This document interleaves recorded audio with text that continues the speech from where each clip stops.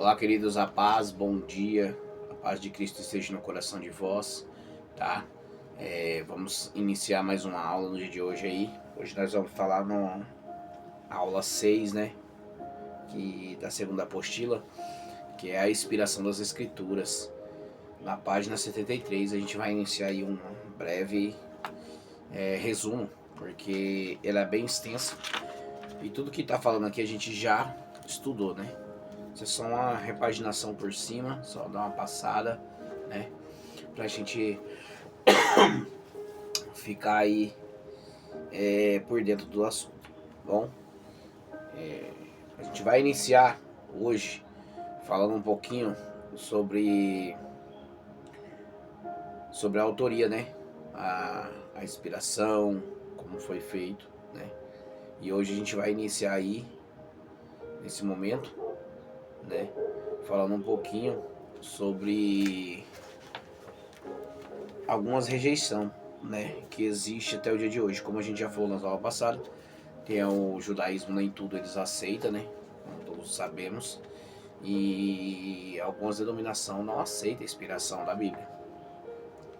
E aí a gente entra num contexto diferente do que a gente aprende, porque sabemos e aprendemos que toda escritura ela é inspirada por Deus, né?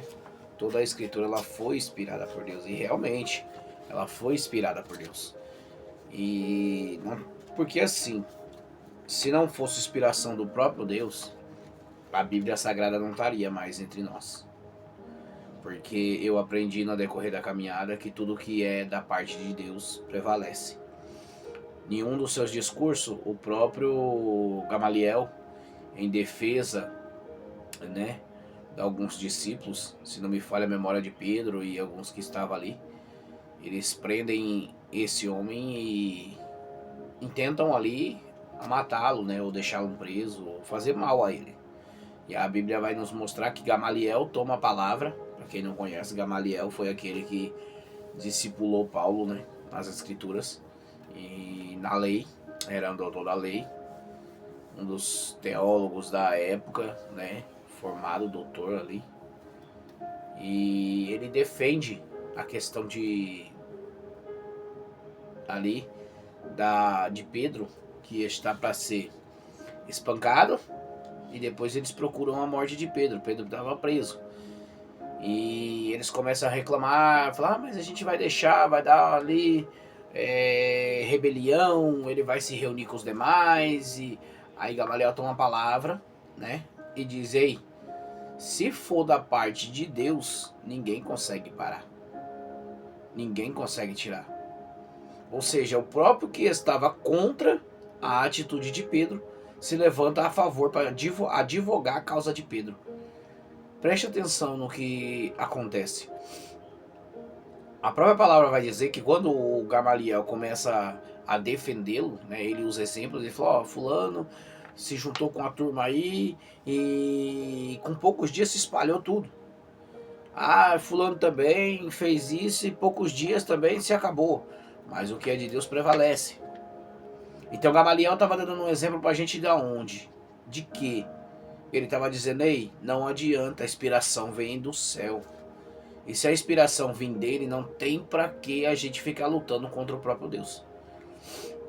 Até então, porque Gamaliel não acreditava que o Cristo estava entre o povo, que os discípulos estavam fazendo a obra de Cristo.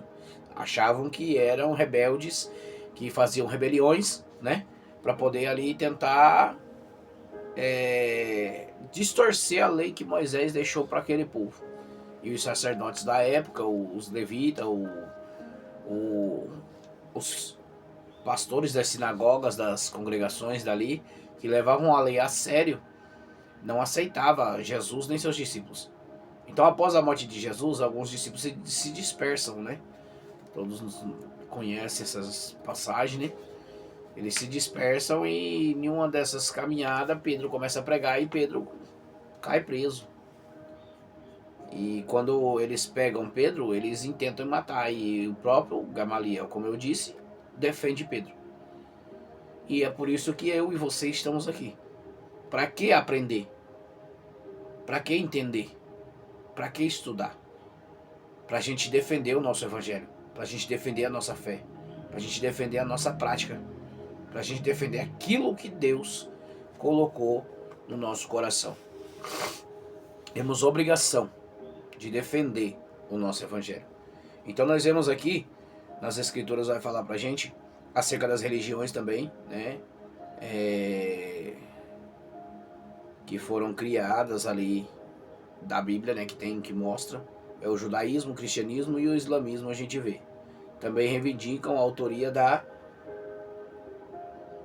autoria divina para seus escritos. Os muçulmanos reconhecem que estes povos possuem livros de origem divina.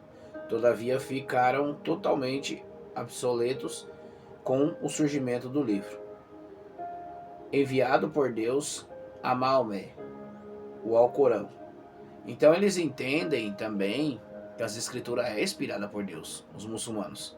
Então nós temos 3 povos, os judeus, os muçulmanos e nós temos o cristianismo, que ambos acreditam no livro enviado. Os muçulmanos acreditam que o Deus dele, ou o profeta Maomé, recebe de Deus o Alcorão. Nós temos a Bíblia Sagrada. E os judeus acreditam que a inspiração de Deus vem da onde? Somente das leis, dos 5 livros que Moisés escreve. Alguns judeus até o dia de hoje não acreditam no Velho Testamento, somente nos 5 livros a qual Moisés entrega aos judeus, ou a Israel, né? Que após escrever aos hebreus, aí dos hebreus passou para o povo israelita, que Deus ele faz uma transferência a Jacó, né? E de ali, os hebreus, e vai aí para frente, vai até chegar em nós, que acreditamos na Bíblia Sagrada, de Gênesis e Apocalipse. Então eu venho nessa manhã para falar para você que as escrituras são inspiradas. Nós vemos, todos os estudos que nós passamos para trás, vimos inspirações grandiosas dentro da palavra, que é tudo inspiração da parte de Deus. E como eu disse, eu não vou me delongar demais, então nós temos aí essas 3 religiões principais que batem em cima da inspiração, que crê. Algumas outras não crê, porém a gente continua crendo. Amém? Então essa aula que a gente está fazendo é mais para a gente poder repassar o que a gente já aprendeu. Entendeu? Tem um momento de diálogo, né? Tá? Nós vamos ver na página 75 aí também alguns pontos ali, né? Que a nossa Bíblia Sagrada traz pra gente evidências que ela foi inspirada por Deus. Por quê? Porque a própria Bíblia, ela traduz a Bíblia. A própria Bíblia, ela explica a Bíblia, né? A profecia que aconteceu no Velho Testamento veio se cumprir no Novo Testamento. Quando não se cumpria no Antigo, se cumpria no Novo. Quando não se cumpriu no Novo, está se cumprindo no dia de hoje. Mas temos várias profecias que foram entregues no Velho Testamento e no Novo foi ser cumprido. Preste atenção aqui, eu vou estar trazendo algumas. Página 75, nós vamos ver aqui no ponto primeiro, né? O Messias nasceria de uma mulher. Nós vamos ver quem é o Messias, é Jesus Cristo. Vamos ver lá no livro de Gênesis 3,15, que diz assim: porém inimizade entre ti e a mulher, e entre a tua descendência e o seu descendente. Esta te ferirá a cabeça, e tu ferirás o calcanhar. Então nós vemos que essa profecia foi dada no livro de Gênesis, ali, né? Moisés ele descreve o livro de Gênesis e ele traz ênfase em cima dessa mensagem, no Gênesis 3,15. E qual serpente seria? Qual serpente seria? Ali o Senhor ele fala com a serpente animal, mas também dá um alerta ao inferno. Ele fala com a serpente animal, porém inimizade entre ti e a mulher, e a descendência sua da mulher. Satanás ele pode procriar? Não pode. Ele tem descendência? Não tem, né? E Satanás carrega com ele os demônios, os adébitos que foram enviados por Deus, lançado à terra por ele. E junto com Satanás, Deus lança ele e aqueles que estão juntamente na quadrilha formada, que eles formaram ali com a rebelião contra Deus. E Deus está dizendo para a cobra, ó, você deu lugar para o inimigo entrar na tua vida. Eu vou pôr inimizade entre você e a geração que vai vir de Eva. Olha o interessante, que o animal é culpado, acaba sendo culpado por um erro que a própria serpente comete, porque a serpente, ela toma, a serpente que eu digo, o Satanás, né? Toma o ser de um animal, e esse animal acaba tomando conta, responsabilidade ali, por causa da falha humana, porque Deus queria testar o coração do homem, por isso que Deus permite da serpente entrar no jardim e falar. É por isso, por causa que Deus, ele queria provar o coração. É por isso que muitas vezes Deus coloca algumas situações na nossa vida para poder testar o coração da gente. E 99% das vezes a gente é igual Eva, a gente cai. A gente não suporta. A gente falha. E aí a gente só não pode cometer o mesmo erro, né? A culpa foi de fazer igual Adão fez. A culpa foi de Eva. A culpa foi da serpente. Não. Assumir o erro. Se reconhecer.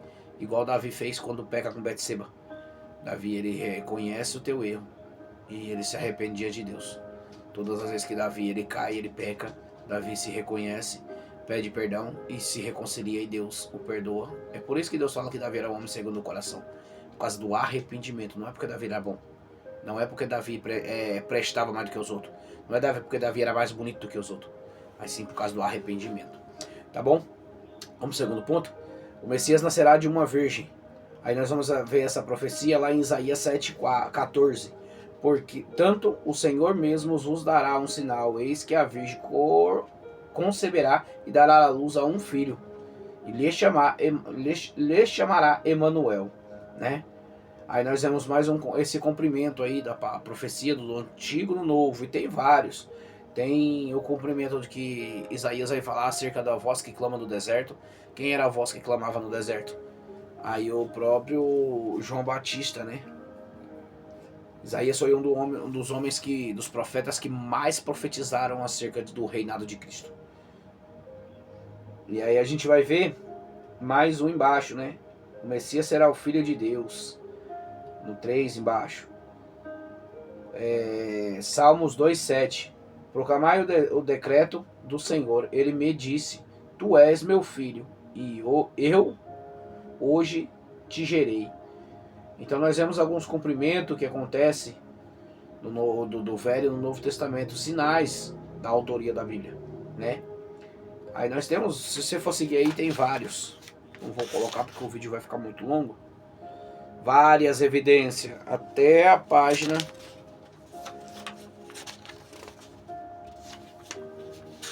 Nós temos aí até a página 81, 82 e ainda ali o aprendizado, né? Mas perdão, minha pressão tá um pouquinho alta, então tá cortando um pouquinho a fala no vídeo. Porém eu não posso dar espaço para isso, porque senão a gente, quanto mais fraco a gente se mostra, mais fraqueza a gente atrai pra gente. Tá bom, queridos? Nesse vídeo de hoje foi isso aí. Não sei se o vídeo vai ajudar, né? Mas qualquer dúvida a gente tem aí o grupo que tira dúvida. Tá bom? Deus abençoe a todos. Fiquem na paz do Senhor. E a próxima matéria a gente vai aprender todas as teorias da inspiração da Bíblia. E praticamente a gente já estudou essas partes. Tá bom?